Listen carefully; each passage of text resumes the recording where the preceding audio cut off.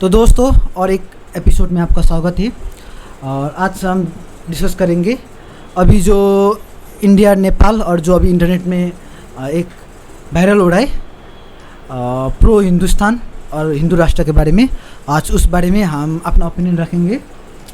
तो ये शुरुआत हुआ था जब संसद भवन में जब इंडियन गवर्नमेंट के ऊपर से जब अखंड भारत का जब उस समय नेपाल, पाकिस्तान, अफ़गानिस्तान और नॉर्थ ईस्ट का कुछ पार्ट म्यांमार जब बड़ा इंडिया था, जब पहले का ग्रेटर इंडिया था, तब उस समय जब इंडिया का जो नक्शा था उस हिस्टोरिकल मूवमेंट से एक रखा हुआ था।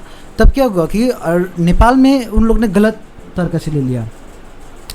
उन लोगों को हो गया कि नेपाल अभी उसके लाइफ में वो किसी का गुलाम नहीं रहा। तो किसी उस समय तक जैसे कि मुझे अभी नाम याद नहीं आ रहा है, धारा पानी ऐसा कुछ नेपाल का जगह, काला पानी बिहार का कुछ जगह और यूपी के रिलेटेड वो क्या था, इंडिया का बॉर्डर लगता था और इंडिया का कुछ पार्ट भी था। तब अंग्रेज़ के समय से नेपाल ने थोड़ा थोड़ा करके अपना जो भौगोलिक क्षेत्र है शायद, और अंग्रेज़ के समय में थोड़ा थोड़ा करके उन लोग ने अपना जो ज़मीनी इलाका है वो छोड़ दिया। तब ऐसा हो रहा है कि अभी जो नेपाल का आदमी लोग, नेपाल का कोई मेयर जो हम इंटरनेट में मिल सकते, वो लोग ग्रेटर नेपाल करके एक नेपाल का बड़ा वाला जो पहले वाला नेपाल था, है ना, वो वाला नक्शा निकाल के क्या कर रहे हैं कि हाँ ये वाला है पहले का निकाल, ये असली वाला है। मतलब एक विवाद सा हो रहा है। और हिंदू राष्ट्र के ऊपर भी अगर हम बाबा बागेश्वर है ना, उसके बारे वो क्या चाहते हैं, हिंदू राष्ट्र बनना चाहता है। तो इसके ऊपर मेरा क्या कंसेप्ट है कि इसके ऊपर जो भी आप बोलो अखंड भारत या हिंदू राष्ट्र, ये मुझे लगता है अभी तो संभव नहीं है, क्योंकि इंडिया में संविधान है सबसे बड़ा और उसमें भी डेमोक्रेटिक, सोशलिस्ट और रिपब्लिक है। और इंडिया में हम कौन कौन जाते बहुत सारा लैंग्वेज बोलते हैं, लेकिन ज़्यादातर 200 से ज़्यादा अपना अपना लैंग्वेज है। उसमें से 15-16 ने रिकॉग्नाइज हुआ है। और जो संविधान है हमारे पास, तो ये नहीं लगता कि इंडिया फिर से कोई जो भी बोले हिंदू राष्ट्र हो सकते हैं। अगर नाम में हो सकते हैं, क्योंकि अगर हिंदू के हम इतिहास में जाए तो पहले जो इंडस वैली सिविलाइजेशन था, उसके पहले जो इंडस नदी था और उसमें जो सिंधु इंडस नदी को, उसमें सिंधु जो नदी था, सिंधु से हिंदू शब्द ले, और जो हम इधर रहते हिंदुस्तान, पहले हाँ हिंदुस्तान ऐसा बोला। जब अंग्रेज़ के ऊपर भी जब अकबर के समय में, अगर जब अकबर, जब अशोका, कनिष्का है ना, जब ये चंद्रगुप्त मौर्य, जब ये राजा था और वो लोग चाहते थे, वो चंद्रगुप्त मौर्य, अशोका ने बुद्धिज्म को फॉलो किया था।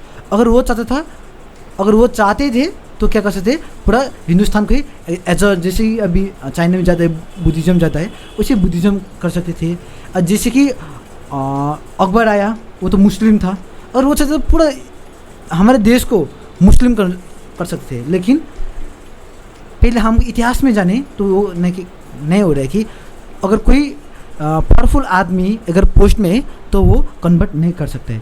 तो इसी सिनेरियो में हम प्रिंस का क्या तुम्हारा पॉइंट ऑफ व्यू है वो जानेंगे। तो हमने रुको तो इस वीडियो में हम लोगों ने 2 टॉपिक पे बात किया आपने, कि एक इंडिया और नेपाल का रिलेशन जो हो रहा है, जो भी हो रहा है, और एक हिंदू राष्ट्र के ऊपर। तो पहले हम लोग इंडिया और नेपाल के रिश्ते पे बात करते हैं। देखो, नेपाल और इंडिया के जो रिश्ता है शुरू से ही काफ़ी अच्छे रहे हैं।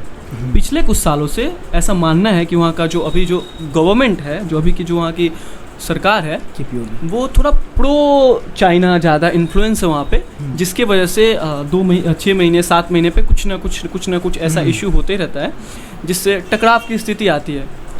पर ये ज़्यादा इशू नहीं है। लॉन्ग टर्म में हमारे जो गवर्नमेंट है प्रेजेंट, वो कैपेबल इनफ है उसको हैंडल करने के लिए।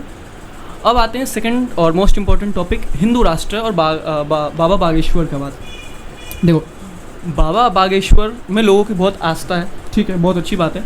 और वो लोग जो उनको मानते हैं, उनको फॉलो करते हैं, नो डाउट करें।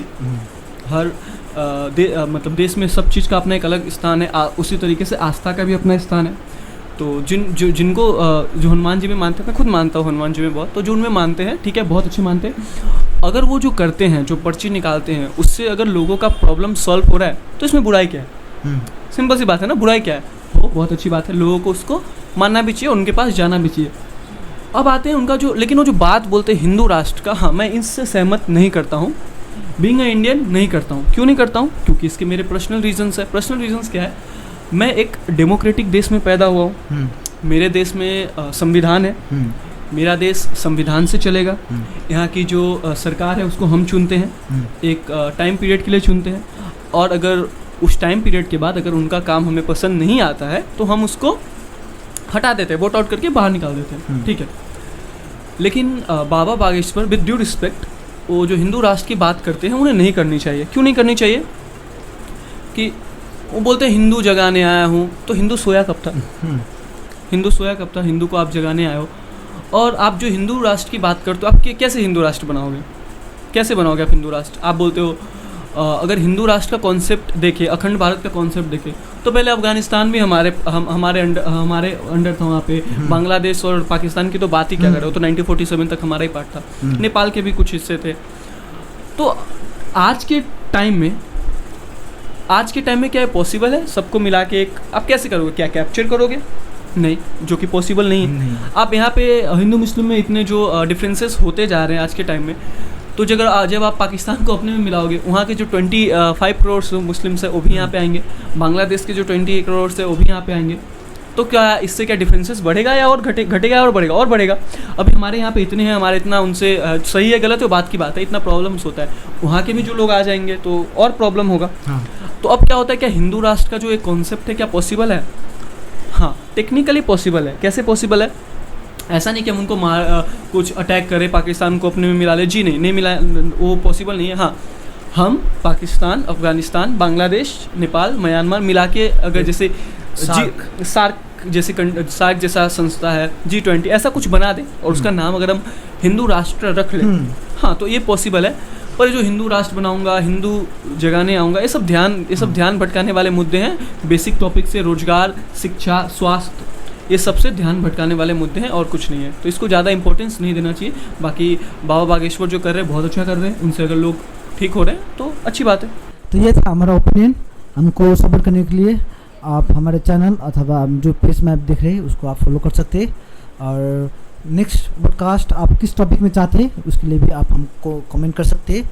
अगर आपको कुछ शिकायत है या फिर आप कुछ चाहते हैं जो हम ऐड करें, हमसे कहाँ गलती हो रही है या फिर हम क्या सुधार सकते हैं इसमें, तो वो जरूर बताएं। वो हमारे लिए बहुत ज़्यादा हेल्पफुल होगा कि हम कहाँ ठीक कर सकते हैं, या फिर कुछ सजेशन देना हो, कुछ शिकायत करनी हो तो है कमेंट बॉक्स, बोलिए आराम से। Okay, thank you so much.